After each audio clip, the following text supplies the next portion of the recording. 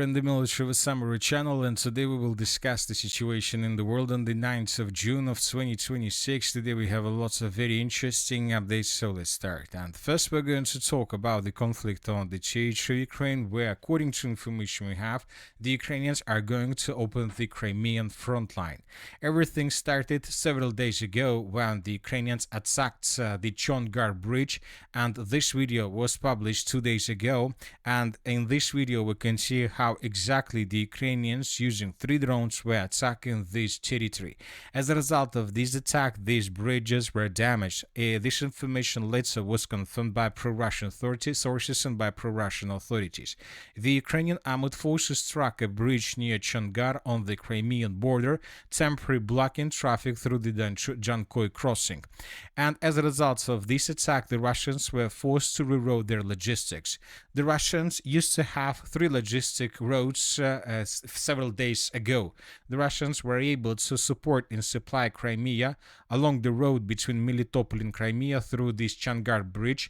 The second place that the Russians were using to support Crimea is the road that goes through the settlement of Armyansk, and the third road goes through the settlement of Genichesk. So this is the third road that the Russians use to support and supply Crimea. And as we can see, as a result of attack, the Ukrainians managed to damage and to close one of these logistic lines. The Russians are not able to use this road through the settlement of Genichesk because, as you can see, this road goes further in the eastern direction of Crimea, so which means that the logistic road is becoming very, very big in comparison, of course, with the road if you use the city of Armyansk for the logistic purposes. So that is why if you want to supply the city of Sevastopol or the western part of Crimea, of course, people, business, and military forces would prefer to use the settlement of Armyansk in this situation. And this is exactly what the Ukrainians were planning. When talking about the settlement of Armyansk, then we can say that the distance between this city and, let's say, the city of Kherson is around 108 kilometers. When talking about this bridge, the distance between this bridge along M18 road and the same point in the Kherson region is 169 kilometers, which means that the distance to the settlement of Armyansk is 1.5 less in comparison with the distance to the area around the settlement of Chongar. Furthermore, when talking about this territory, when talking about the settlement of Armyansk, the distance, the length of this corridor is just almost 10 kilometers, which means that if something happens and if the Russian civilians, business or military forces are forced to use this corridor for any purposes, then of course we understand that the Ukrainians most likely, due to drones they have, due to the internet connection, satellite connection, the Ukrainians would be able to establish complete fire control over this territory using drones and missiles. And of course, in this case, if Russians decide to use this territory, they may start suffering huge problems. And the most important thing is that all these things that the Ukrainians have created in the northern parts of Crimea is not something like the logistic war. This is not something against logistics. This is not something against the supply and support of Crimea. The situation that we can see right now, that you can see in front of your screens, is the situation against the military forces of the armed forces of the Russian Federation. And the thing is, not about this, of course, Crimea, but the problem and the thing is the southern parts of Kherson, so this territory. So what is happening in this area? During the previous 24 hours, we received a very interesting report published by both pro-Russian, pro-Ukrainian sources, by neutral mappers and so on.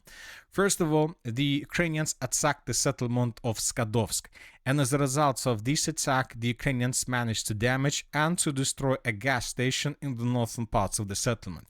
But it seems that the Ukrainians attacked this gas station with the purpose not to damage or to destroy this gas station, but to test whether the Ukrainians are able to attack this territory. As you can see, the settlement of Skadovsk is located almost on the same line as the settlement of Armyansk. So basically, by attacking the settlement of Skadovsk, the Ukrainians were practicing to attack the settlement of Armyansk, which means that if something happens, the Ukrainians will have possibilities to attack any target in this area as well. Another important update is that during the previous 24 hours, lots of sources, mainly pro-Ukrainian sources, began publishing a very interesting information. Russian forces are leaving the KINBURN Peninsula in the Nikolaev region. Actions to cut off supply roads have forced the Russians to hastily evacuate the area. The 337th Regiment is abandoning its position with supply lines completely halted. Delivery of ammunition, fuel, and food has ceased. Due to significant personal losses, the 337th Regiment units are being withdrawn from the coastal line on the northern and western parts of Peninsula. Fire groups are unable to counter drones of the armed forces of Ukraine, and losses continue to grow. So many pro-Ukrainian sources reported that the Russians, due to the current situation, were forced to abandon their positions through the KINBURN Spit. We're talking about this territory. And the Russians were forced to move further in the eastern direction with the purpose to take under control and to take positions, more favorable positions. So mainly on the territory of the mainland. So this is the situation that was reported today by several pro-Ukrainian sources and by several pro-Russian sources. As of the end of the 9th of June of 2026, the most reliable pro-Russian sources haven't confirmed this information, but we need to understand that they won't do this ever.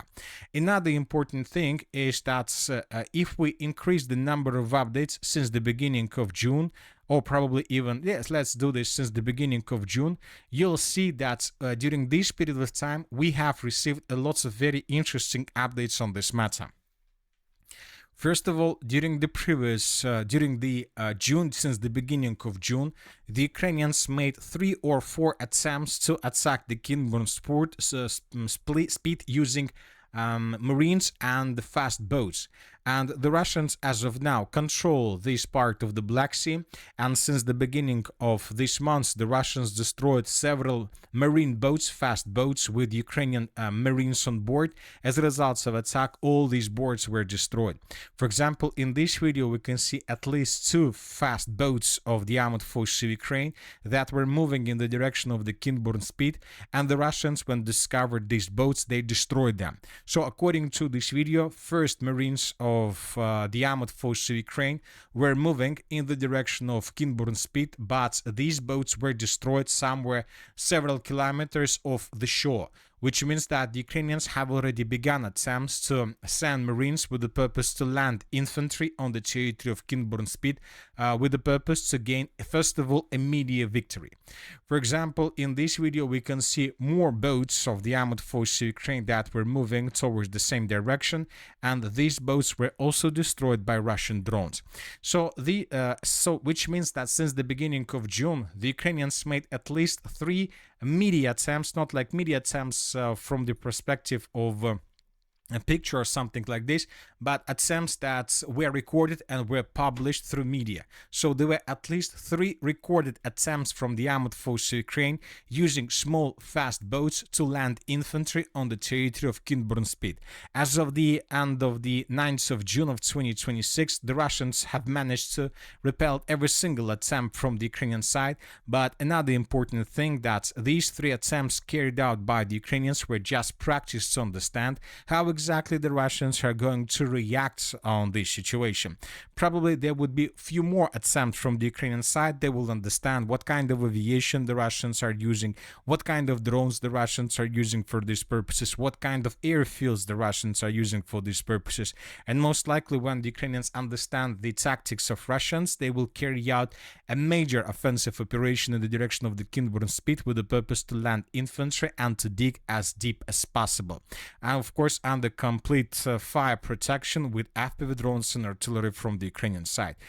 Most likely the Ukrainians will not be able to develop their offensive operation further and deeper, but even the fact that the Ukrainians landed on the territory of KINBURN Spit could become significant media victory for Zelensky, for Ukraine, and this may allow the Ukrainians to get additional fundings from the European countries. But at the same time, we shouldn't forget about the situation around the settlement of Valeshki, which is located right in front of the city of Kherson. For example, during the previous 24 hours, the Ukrainians carried out another attack on the city using aviation and using bombs. And in this video, we can see how the Ukrainians were attacking strongholds and positions of Russians on the territory of the city.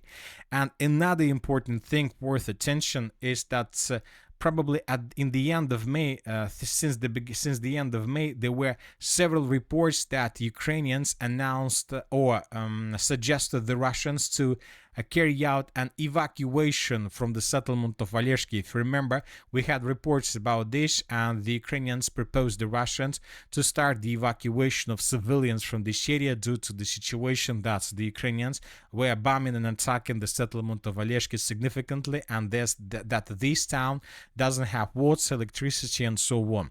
And once again, the most important thing that this proposal was made by the Ukrainian side. So the Ukrainians proposed the Russians to evacuate civilians from this area. And when talking about the special military operation, about this conflict, we haven't seen anything like this since the beginning of the conflict. The Ukrainians never suggested the Russians to evacuate population from this or that direction, and the Ukrainians were even okay if the Russians evacuate civilians of Oleshki deep inside of the territories under complete Russian control, which is also a very important situation, and which means that the Ukrainians were making everything they can with the purpose to clear the territory of Oleshki and to prepare a foothold before another landing operation. And of course, now when talking about a foothold between the settlement of Oleshki and the KINBURN spit, from this perspective, we see probably the beginning of the Crimean front line. Obviously, the Russians see the situation, but the most important thing that when everything happens, and if everything happens, the Russians would be forced to use two roads, either through the settlement of Armyansk or through the settlement of Genichesk. But when talking about Genichesk, the distance from this configuration is much bigger in comparison with the city of Armyansk or the city of Changar. But the Changar bridge was destroyed, and when talking about the settlement of Armyansk, if Russians decide to use this road, obviously the Ukrainians would try to attack this territory with all types of weapons they have, with the purpose not to allow the Russians to introduce reinforcements along the river of Dnipro in the area of the settlements of Oleshki, Kherson, and the KINBURN spit. So, but the most important thing that the Ukrainians don't have lots of time for this. Either they need to start this operation tomorrow or the day after tomorrow, so within June of 2026, or they will not be able to start this operation ever, because every single day the Russians improve their air defense capabilities, and sooner or later the Russians would be able to stabilize the air defense situation through the Crimea, Kherson, and the Zaporozhye regions, and then of course no chances for any landing operation would be for the Ukrainian side. And don't forget that there are tensions and crises through KINBURN spit, through the settlement of Oleshki, and never forget about the situation around the settlement of Energodar. The Ukrainians also announced evacuation through this area several weeks ago. Most likely the Ukrainians managed to concentrate troops, and of course the Ukrainians may try to attack the Zaporozhye nuclear power plant, and if it happens, the Russians once again will have huge problems with redeploying troops in this area, because the shortest way through the settlement of Changar would be unavailable for Russians, and the Russians would be forced to use the settlement of Armyansk for the redeployment purposes, and obviously these roads would be also under fire control from the Ukrainian side. So something is brewing through the Crimean front line, and obviously this is going to happen very, very soon. And another important signal that confirms my projections and probably speculations is the pattern of any Ukrainian special operation. Every time since the beginning of the special military operation, when the Ukrainians were planning something, it is always started with some assassinations or with some terrorist attacks or something like this. And I would like to point your attention that this morning another explosion took place on the territory of the capital of the Russian Federation, the city of Moscow. There was an explosion, a car was destroyed, and the sources reported that a general, probably a general of the armed force of the Russian Federation, was wounded, or probably even more. And this is a clear signal that something is happening. So as you can see, the Ukrainians are trying to carry out this, probably one of the latest operations, the last operation, probably even of the summer, with fuel crisis, with attacks on Russia's authorities, leaders, and so on, and now with possible operation in the area of Kherson, Zaporozhye, and Crimea. Anyway, let's wait and see what is going to happen next, because obviously the Russians see the situation, and most likely in coming days they will start counter actions. Now let's move further and let's discuss the situation with massive attacks. The sources reported that the Russians are ready to carry out another massive strike. As of the previous night, according to information we have, the Russians used 168 drones. As of the previous 24 hours, the Russians used more than 300 drones to attack the territory of Ukraine. And once again, the Russians were attacking gas stations, the Russians were attacking bridges, the Russians were conducting reconnaissance operation. The Russians destroyed 2 gas stations in the area of the settlement of Pavlograd, which means that the Pavlograd logistics between Pavlograd and the city of Pokrovsk has collapsed. The Russians currently carry out reconnaissance operation over the Dnipro region. The Russians are trying to gather intelligence information and to find targets they're going to attack within the next massive attack. Furthermore, the Russians are doing the same thing through the northwestern parts of Ukraine, through the Rovny region. Today we start receiving reports once again that Russian reconnaissance drones are flying over this territory, gathering the surveillance information. And another important thing is that pro-Ukrainian sources stated that the Russians most likely during the upcoming days will attack the Chernigov post office. I would like to remind you that these days the Russians attacked and destroyed the Kharkiv post office. This attack took place yesterday, and we are talking about this huge facility, and these are the consequences of attack. The building was almost completely reduced to ruins. Before the city of Kharkiv, the Russians attacked the city of Dnipro, and a post office was destroyed between the settlements of Podgorodny and Dnipro. We're talking about these territories. Before that, the Russians attacked the city of Kiev with its post office, and the Russians attacked the western parts of Ukraine. Which means that most likely the Ukrainians came to the conclusion that this time the Chernigov post office would be destroyed as well.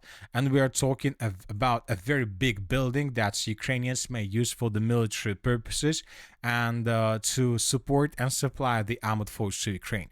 The Russians, as you can see, continue destroying the Ukraine's logistics, trucks, carriers, and so on, with the purpose not to allow the Ukrainians to carry out any operation against Russia as well.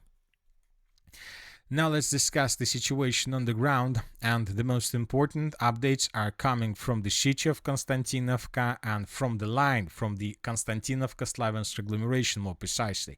The Russians continue offensive through the city of Konstantinovka. As for the previous 48 hours, huge changes were recorded, and it seems that in coming days, probably in coming week or two, the Minister of Defense of the Russian Federation will confirm complete control over the settlement. Another important thing is the Ukrainian authorities announced the Kramatorsk evacuation. The sources reported that the Ukrainians announced the evacuation of the settlement of Malotaranovka, which is located in the southern parts of the Kramatorsk agglomeration, the settlement of Bilinki, which is located in the northeastern part of the agglomeration, and the Ukrainians evacuates the settlement of Privilya.